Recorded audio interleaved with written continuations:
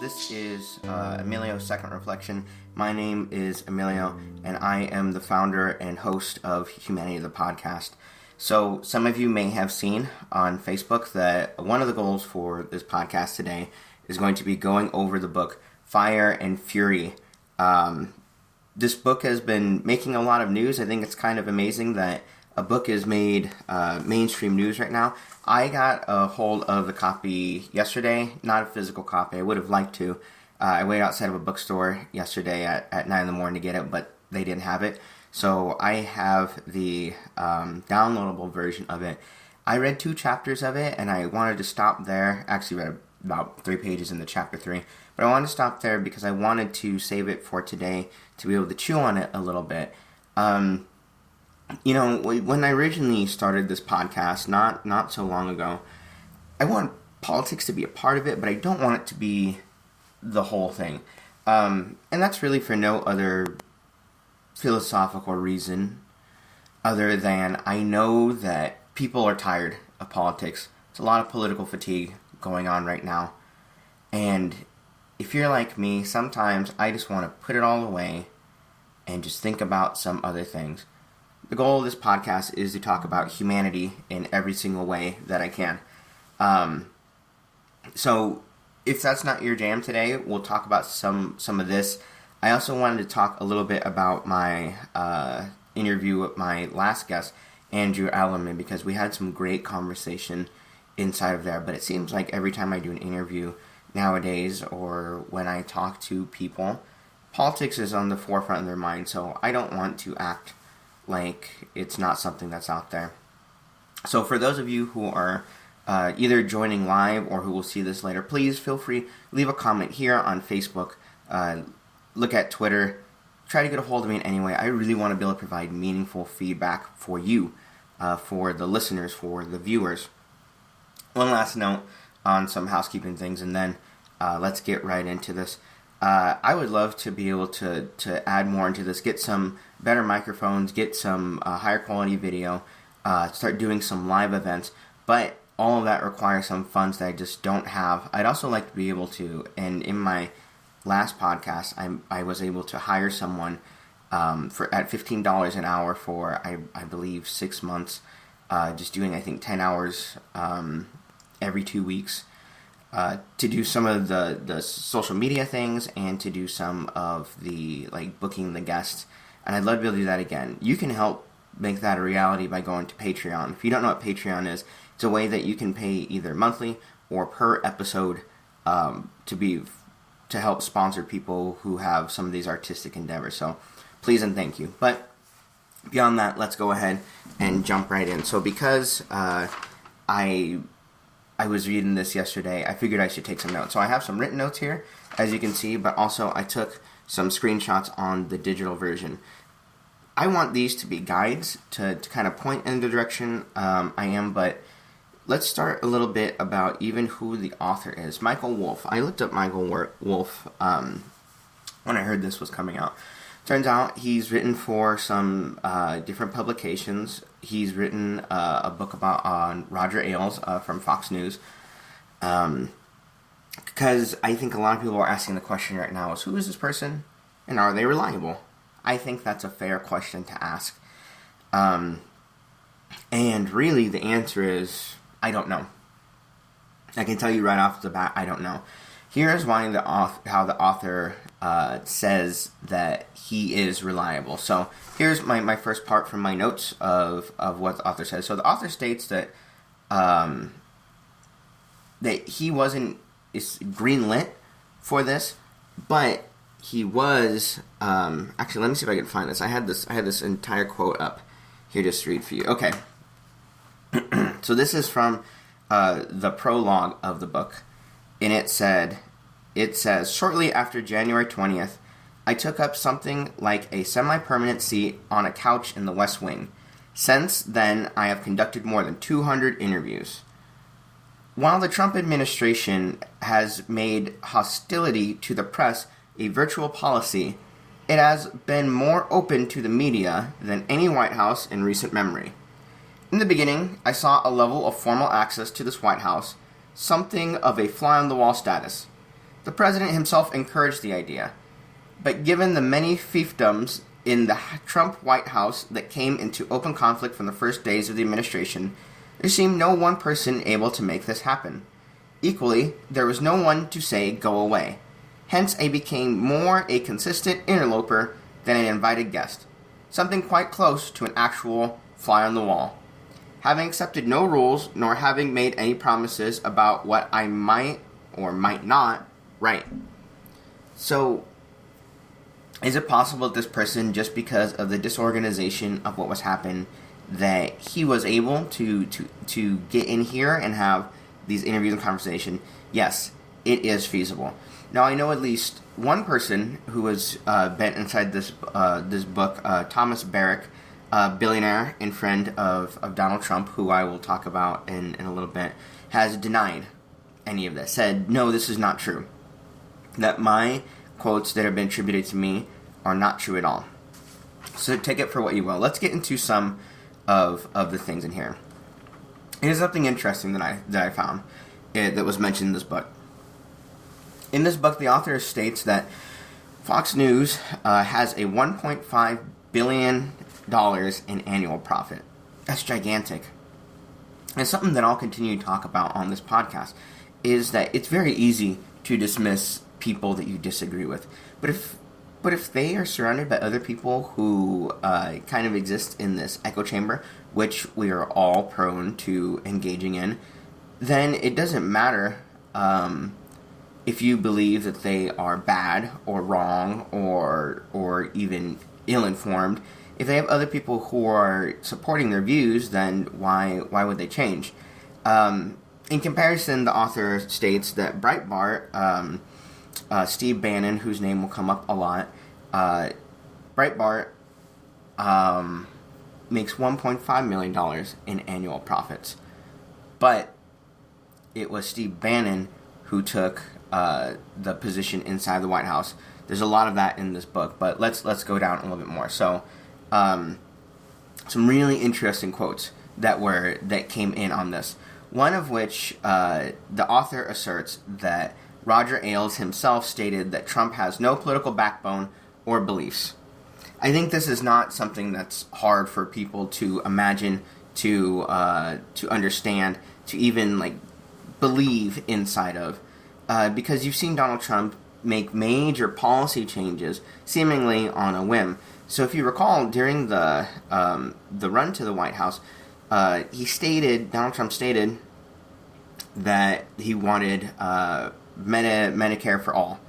And that did not happen, and actually changed. And actually, it talks about that a bit inside this book. Also, he said he was going to be very pro-legalized marijuana, leave it to the states. But then just 2 days ago, Jeff Sessions, the Attorney General, rescinded some rules that left it to the states and took it back to a federal level. When pushed on this, Sarah Huckabee Sanders, the press secretary for Donald Trump, stated that Donald Trump still stands by what he said, but also believes that rules should be enforced. But that doesn't make any sense, because if he could tomorrow change those rules, then why would he enforce rules that he doesn't agree with, but he could change? That's too big of a thing to get into. Okay, here's another assertion from the author. Trump asked Roger Ailes to take management of the campaign, but he was turned down. Now, is this believable? Yes, very believable, because can you imagine a Trump campaign that was ran by Roger Ailes? He may have won in a landslide. Very easily could have. But he was turned down, and a week later, Steve Bannon took the job. For those of you who know me, I think Steve Bannon is a very interesting character. I actually have this book here that I read about him called The Devil's Bargain, which is written by an author named Joshua Green, which detailed how Steve Bannon helped really move the presidential campaign with some vigor and with some really interesting tactics that he learned from Breitbart News. But that's a whole other subject. So Bannon in this book is quoted, and again, you have to wonder, where did this quote come from? Did it come from someone else saying that Bannon said to him? Because this quote supposedly came from a private dinner between Bannon and Roger Ailes. So how could this quote have come out? But the quote that the author attributes to Bannon says that, quote, "Day one, we're moving the U.S. Embassy to Jerusalem." And Roger Ailes replies, "Does Donald know?" And Bannon smiles, but doesn't respond. That's what's in the book. Now you have to tell me, do you think that's believable? And let's talk about the implications of that would happen. How is it that someone who, though he would go on to be the national security advisor, how is he choosing foreign policy like this? Is where the embassy is in Israel a national security issue? And here's Steve Bannon talking to someone outside the campaign who owns this media company. Why would they be talking about that to influence the president? And the question is, and this is where I really think people are just starting to talk about this in the media, is the president really that easily influenced? Does he, as people have reported, go with the last thing he's heard in the last 10 minutes? I think this is a fair question. Now, it's fair in the sense that for the good of the nation, should we have this answered so we can all rest easy? Probably. Now, the idea is when we start comparing this to other presidents, and the idea of what is an acceptable presidential burden, because in the future, is it feasible that someone who is of sound mind, not to imply that Donald Trump isn't, I'd say, and actually it grates a little bit on my nerves when people talk about this professional mental health practitioner says that Donald Trump is suffering from dementia. There's no way to know that. You really have to get some brain scans. You have to do some other tests. You have to do some things. So please, let's not put the cart in front of the horse, because could one day this tactic be used as a disparaging tactic on someone, maybe from a minority party, whatever that is in the future, but they happen to be president, from people who have more power, more political influence, more social influence. So I say let's not establish a dangerous precedent. But in my opinion, should the White House at least have Donald Trump go through some tests to assure the American public, I'd say yes, I would. I think for the good of the nation that it would help. Next quote. Quote from Donald Trump: "I can be the most famous man in the world." And reply from Sam Newberg, who was an aide inside of his office. Quote, "But do you want to be president?" The book states Trump refused to answer, would not answer. So you have to ask yourself, did Donald Trump really want to be president? And this book asserts, this Fire and Fury book asserts, and I'll read you some quotes from it, that Donald Trump never wanted to be president. There's actually a whole part of a chapter that's dedicated to talking about this, how Donald Trump did not want to be president. Now again, this is where you have to fall back on the credibility of the author. Because what would be the benefit of falsely accusing something like this? Well, it's very demoralizing, not only for the president, but for us, the people, and for the people working inside of the White House. Something else I found out from this book that I wasn't aware of is the number of people who are not employed directly in the White House, but by the executive branch is, I believe it said, 4 million jobs are created around and in the executive branch of the government. So if I was writing a political hit piece, that's what I would put in here. I would put in saying, look, your boss doesn't even want to be at this job. This boss has no confidence in himself, and he has no confidence in you. Am I saying this is a political hit piece? No, I'm not particularly saying that. And I think that I could speculate all day here, but I will leave that to the news because, again, for the first time that I can remember, there's a book in the mainstream media. So let's move on to the next one. Another assertion inside of this book is that Donald Trump refused to invest in his own campaign. Now, if you remember, like I do, during the campaign, Donald Trump said that he was turning up money left and right and using a lot of his own money. Well, this book and this author assert differently. They say that Trump refused to invest in his campaign. He promised to give $25 million, but eventually gave $10 million with the stipulation that it be paid back immediately as soon as it was raised through other money. I don't really have much to say about that. That's an interesting point. Now here's where we get to one of my favorite quotes of this entire book. And I wrote it down here, but I actually want to read it word for word because I think it's so interesting. And I think it might speak to some of what we're going through right now in this presidency. So let me go ahead and get back.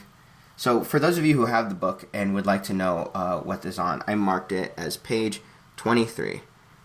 So let's go ahead and move to page 23. Sorry, if you heard the professor in me right there, that's exactly what I would have said in that situation. Okay. Another major assertion inside this book is that Donald Trump, and you know what, I don't know how I particularly feel about talking about someone's personal life when they're in the presidency. In a sense, the question you have to ask yourself, the listener, is a president's personal life a concern of private citizens? Because if it was your boss, would you tolerate that? But also, you have to consider that the president, for all intents and purposes, is supposed to be a civil servant. They're supposed to serve me. They're supposed to serve you. Okay, let's go ahead and look at what I was saying. Okay.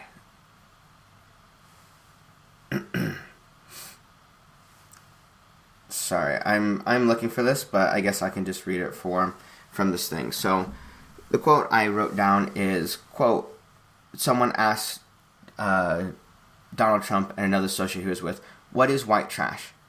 And Donald Trump responded, "They're people like me, only they're poor." And I think that speaks to something major. Because I was talking to someone the other day, and I mentioned this quote. And they said, yeah, well, that's not a good thing. And I said, you have to imagine for them, for people who voted for Donald Trump, it might be a good thing. They might finally see themselves inside of a president. Not someone who gets up and gives speeches that sound like they were written in a cold, emotionless room full of empty promises. But instead, someone who says, hey, I'm going to get out there and I'm going to fight for you and I'm going to do this for you and we're going to make it together. I like professional wrestling. I like doing these things. I believe in these things. I believe in these things too, just like you. I think for me, it's easy to see why people would vote for something like that. Now, if you were to go by this book, one of the major assertions is those were all lies. That they were just a way to trick people into voting for Donald Trump. Howard Zinn has this quote, and it's also the title of the book, that you cannot remain neutral on a moving train. So I know I've been tiptoeing around a lot, and sometimes people get frustrated with me for doing that. But what I want to do is I want to separate what I can give as facts for you. You decide what you think. And I will tell you what's some of my own personal thoughts. So let me give my personal thoughts on this. I think it's pretty easy to verify things that Donald Trump has lied about. And some of those are just some of the promises that he has made. So, do I think that he would be unscrupulous enough to lie to people right in their faces? Yeah, of course I do. He says almost anything that will get a rise out of a crowd. There is this quote of Donald Trump saying at a rally, "I love the poorly educated," and what I think is that he cut straight through maybe someone who had more of a political filter would be able to say and flower up the language and said directly what he thought, like, yes, this is a point I should make. So, for example, instead of saying, I love the poorly educated, he could have said, there are people out there who don't have the same access or the same drive for education. Your voice matters too. You own part of this country as well. You deserve life, liberty, and the pursuit of happiness as much as the next person. It doesn't matter what the degrees behind your name are. You matter as well. I think that's what he was going for, but he didn't quite give it. So, and I want to, in a bit, move on, save the last 10 minutes or so to talk about my interview with Andrew, because it is really important to me. But I'll take about the next 10 minutes to read some of the other quotes that I had, just because I think they are fascinating. Alright. So, this is from the book as well. This is Roger Ailes speaking on Donald Trump, which I think a fascinating quote. He liked Trump's impact and his shamelessness. Quote, "He just keeps going," end quote. Ailes marveled to a friend after the first debate with Hillary Clinton. Quote, "You hit Donald along the head, and he keeps going. He doesn't even know he's been hit," end quote. And it's so true, because you look and you see all these things that would have sunk any other political candidate. One person I heard an interview from the other day is Howard Dean. You have to imagine, like, how maddening must it be for Howard Dean. He made a weird noise once, and it sunk his presidential ambitions. But Donald Trump has, on tape, been found with the Access Hollywood tape talking about sexually assaulting women, and it really didn't do much. Here's another quote, and I think this is a way for me, I guess, to... This isn't about fairness, because I'm more about truth. So I want to be able to drag out things that I find interesting and put it out there. Because I know anytime that I bring up Donald Trump to some people in my life, they will bring up Bill Clinton. They'll say, well, Bill Clinton this, Bill Clinton that. Well, here's a quote from the book, from this same author. So if you want to agree with the things that he says about Donald Trump, here's something to consider. A close Trump friend who was also a good Bill Clinton friend found them eerily similar, except that Clinton had a respectable front and Trump did not. One manifestation of this outlaw personality for both Trump and Clinton was their brand of womanizing, and indeed harassing. Even among world-class womanizers and harassers, they seem exceptionally free of doubt or hesitation. Now we come to an uncomfortable question. Is that if you were going to wholesale believe the things that are here about Donald Trump in this book, will you accept this about Bill Clinton? Now, different is that Bill Clinton is no longer a political figure. He hasn't held office for a very long time. And I'd say to compare them both directly right now would be a measure of false equivalency. They're just not the exact same thing. We can't go back right now to 1992 and not vote for Bill Clinton. In 1992, I was not even old enough or didn't care about politics. So, but I just thought that was an interesting quote in the book. Here's one of the most interesting quotes I found in the first two chapters. Quote, "What has he gotten himself into with the Russians?" End quote, pressed Ailes. Quote, "Mostly," said Bannon, "he went to Russia and thought he was going to meet Putin, but Putin couldn't give a shit about him, so he kept trying," end quote. Quote, "He's Donald," end quote, said Ailes. Quote, "It's a magnificent thing," said Bannon, who had taken some regard as something like a natural wonder beyond explanation. Again, as though setting the issue of Trump aside, merely a large and peculiar presence to both be thankful for and to have to abide. Bannon in the role he had conceived for himself, the auteur of Trump. So,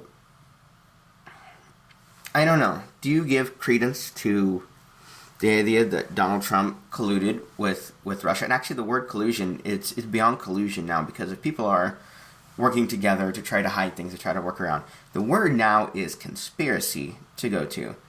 Do you believe it? Do you not believe it? What evidence do you have on either side of it?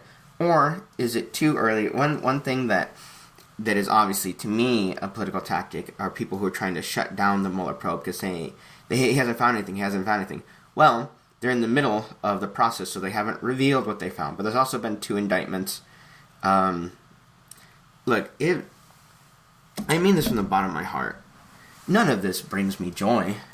None of this brings me happiness. None of this makes me glad to see a president of the United States fall or be disparaged. I think it's a low point in our history, but it's also a humanizing point. Because one thing I will say is having visited Mexico, such as Mexico City, I think a lot of people don't realize that, like, when you go to Mexico City, it's a real city. It's not like it's a worse place than the United States. It's huge. There's 30 million people that live in and around the city.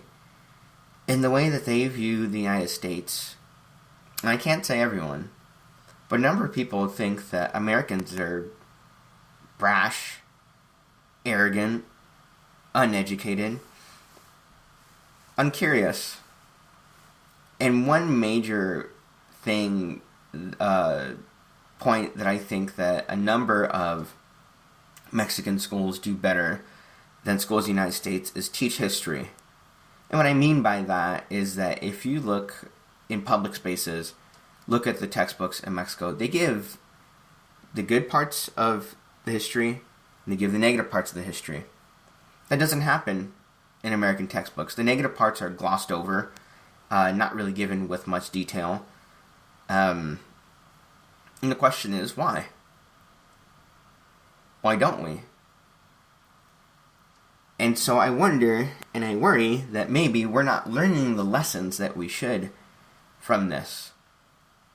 Which is, does the president have the right to act the way that Donald Trump does? Well, we'll see. That'll be a debate for decades. But then there's the maybe softer, more philosophical, but also, I would argue, still very important point of, ought a president act in the way? I've seen numerous people refer to this as a stress test.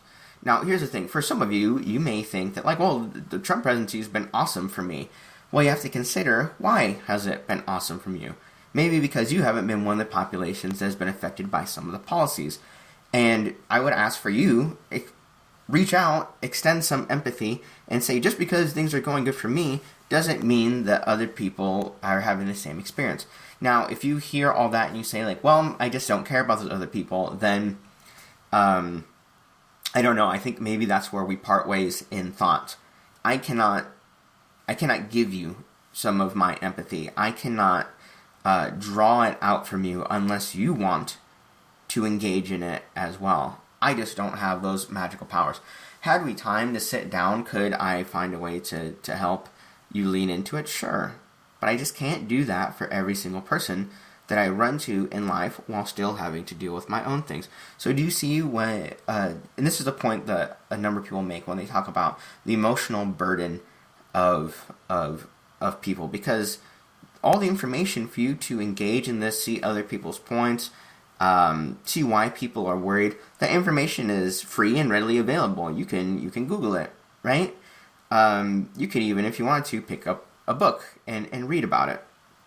Okay, let me get to a couple other quotes, because I do want to talk about the other podcasts. Here's another one of my favorite parts of the book. The assertion, as I mentioned earlier, is that no one thought that Donald Trump was going to win.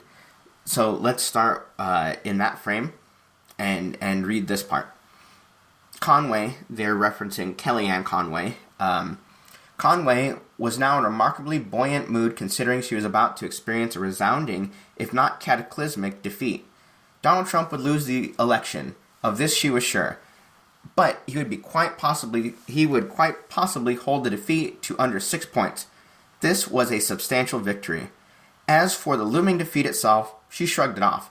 It was Reince Priebus's fault, not hers. She had spent a good part of the day calling friends and allies in the political world and blaming Priebus. Now she briefed some of the television producers and anchors with whom she'd built strong relationships, and with whom, actively interviewing in the last few weeks, she was hoping to land permanent on-air job after the election. She'd carefully courted many of them since joining the Trump campaign in mid-August and becoming the campaign's reliably combative voice, and with their spasmodic smiles a strange combination of woundedness. Here is some more on that. Well, actually, let's not go too far into that. If you'd like to hear more about this, I'll talk more about this in future podcasts. But again, my goal is to not focus too much. Not because I can't, but because I choose to use this vehicle, Humanity, the podcast, to hopefully keep moving forward. But that does not mean we can remain ignorant to things like this. I've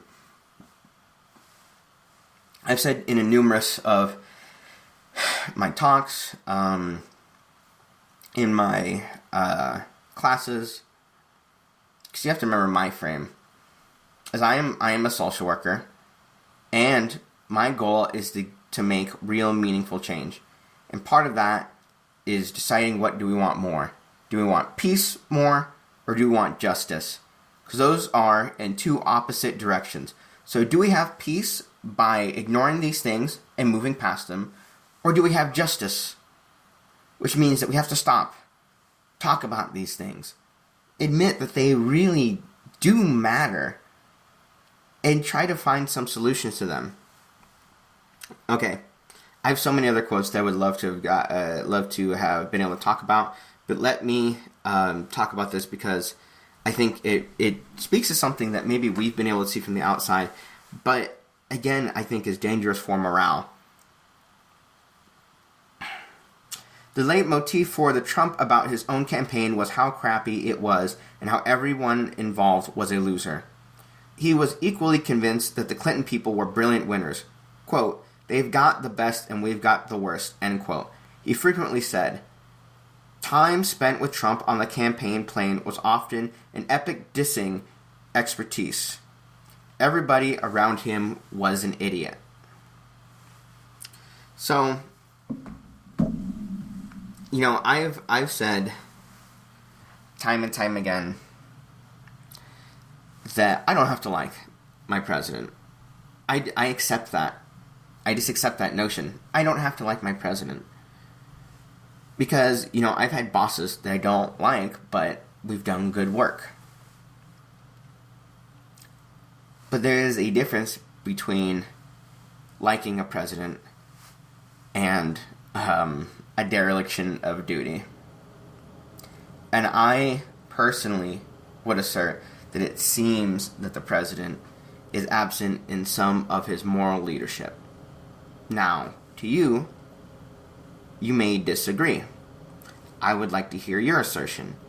If you would like to talk more about this, or you'd like me to mention this on air, please leave a comment, and I would love to. But I want to take the last few minutes and talk about my time with Andrew Alleman last week, just because I think his voice is an important one. So, one of the topics that really stuck with me with Andrew is we talked a bit about racism, and we had a tiny bit of a philosophical disagreement. Andrew asserts that people are aware, and please correct me if I'm wrong, Andrew. I just listened to this again, but hopefully I can do your argument justice. is that people are aware and choose to engage in behaviors that they know are hurtful and racist, and that there is really no excuse for people to continue to do it. And the reason that racism exists is because people don't want to stop doing what they're doing.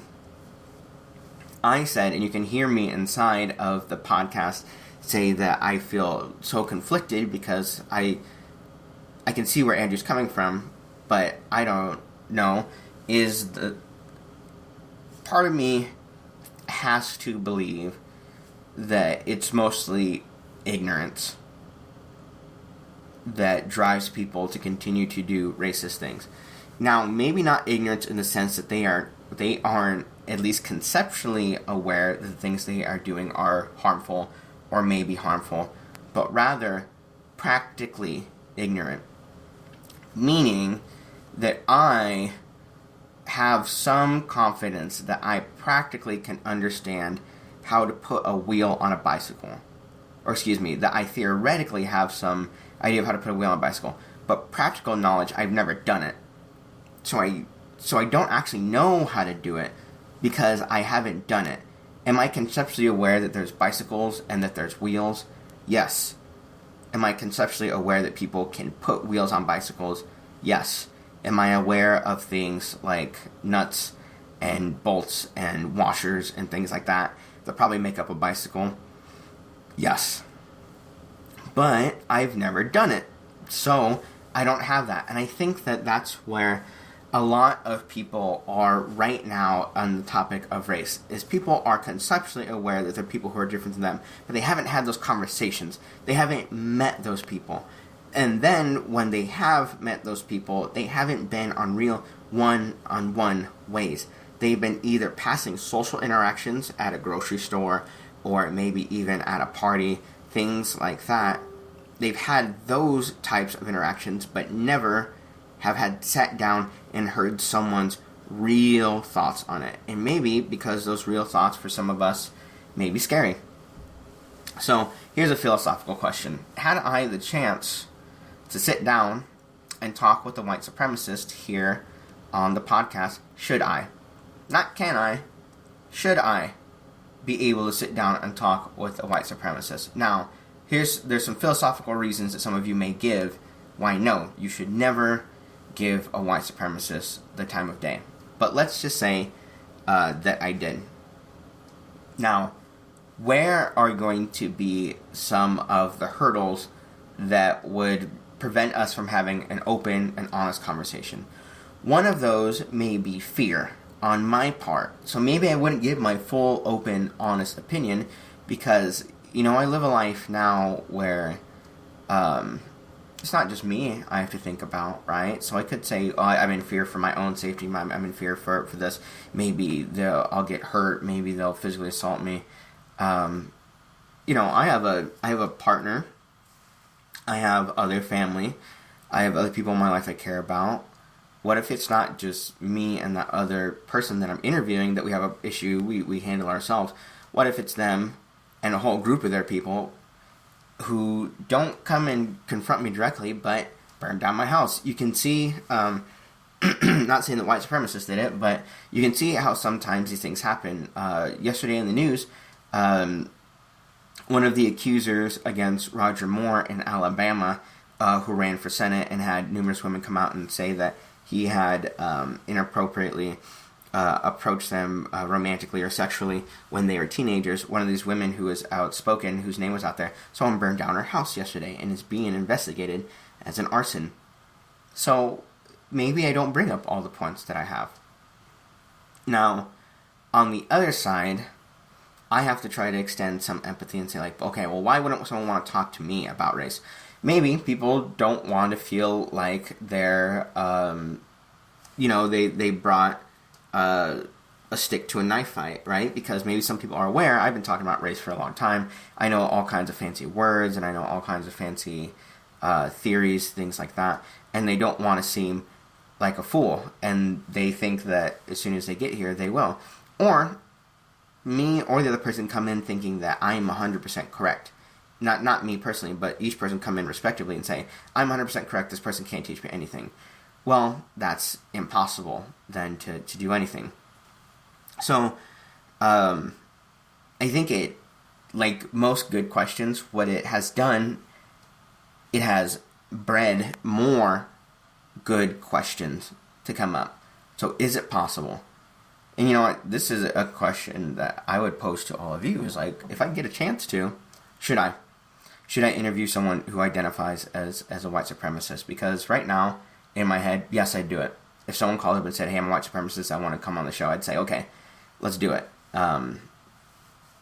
Just even for people to see what it's like to be in these types of conversations. And I've told you before here on other podcasts, there's actually a really, I like to say cool, but it's because I made it, 10-minute video of my conversation with Dr. Pearson about, I've met numerous white supremacists before. They exist around us. The ones I happened to meet were misguided teenagers. And, you know, you can't propose a trend off of only two people, but they exist out there. Another point that I'd like to bring up, and I think about this all the time, is, and we brought it up briefly with Andrew and myself, is the idea of person first language, which is, how much language of your own language do you change out of respect for other people? So one thing I pointed out during the podcast with Andrew is that he said victim at some point. And I said, oh, well, you know, some people would be upset because they don't use the word victim. The word and then he said, yeah, I would use the word survivor, but when it comes down to the laws, there's language that's specific like that. And so I've had numerous conversations with people, and I think one of the hardest ones I did, and I guess I didn't think too much about when I was doing it, but I mentioned my mother in my last one, and I put her name out as something that people would see as pretty egregious. I also said her age, which is like, sorry, Mom, I didn't mean to do that, but we were in some great conversation. But I was there for the sake of honesty, which is my mother said something that if I were to hear from any other person, I would have said like, hey, that's a racist thing to say, or at least maybe not proper nomenclature, things that we say nowadays. So why was I willing to say that about my own mother? My mother's one of the closest people to me in life, but I think that we need to get rid of this idea that people who are saying and doing harmful things are these boogeymen that exist out there that live in a swamp, and they come out and they do this to us poor, helpless people who can't believe their ears were saying. And really, let's have an honest conversation. Do all of us have problematic things that we either do or say, perpetuate, or that we hear from our friends or family that we, for some reason or other, let go? And the answer is going to be yes. And the reason I'd say for the most part it's going to be yes is because we have not set up the social norms, and right now we are in the middle of cultural jockeying what those norms should be. So if someone says something racist, what should happen to them? Should they be fired? Should everyone shun them from their friend group? Should you get a jail sentence? These are questions that we're going to, well, and I'd say the last one, that is a legal question, it's not a social question. But you socially think about what happens in your group. And it doesn't matter who did it. And at the very end, does it matter whether it was intentional or not? And those are things that we, as a culture, are going to have to figure out. So I think there's a lot of emphasis right now, and there's books, and this is my second book that I'm reading now about the Trump administration.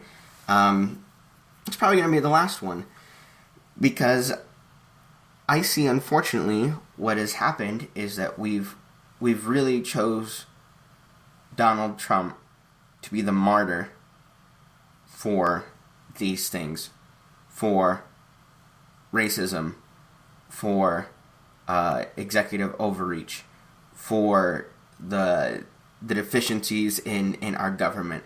But all these problems are bigger than him. They're bigger than just one man. And I would bet good money that we as a society are probably not going to learn these lessons. And what that means to me is there's going to be someone else like Donald Trump. Maybe not, probably not in the next election, probably not even in the election after the next election. You mark my words, 15, 20 years from now, there's going to be someone peddling the very similar, if not the same things as Donald Trump. And is that a good thing or is that a bad thing?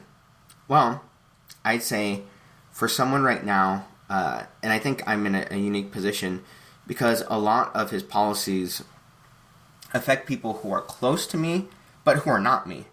And I just have to be really honest. So even the things about DACA, Deferred Action for Childhood Arrivals, I was born here in the United States. It doesn't directly affect me. It affects the students I work with. It affects my friends.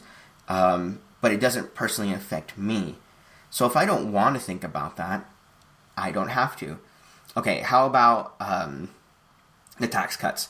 Or I shouldn't. I should say tax reform. They're branded as tax cuts, but I would argue that they're not. Now, for the next 8 years, I'm going to personally benefit. In my bracket, I think I'm expected to be back $700 some dollars. That's going to be awesome for me, right? But also, whether I get that $700 or not, it has no effect on whether I will be able to eat food, whether I'll be able to pay my car, my student loans, or even go on vacation. Like, it wouldn't even, if I didn't get that $700, it wouldn't even stop me from going on vacation.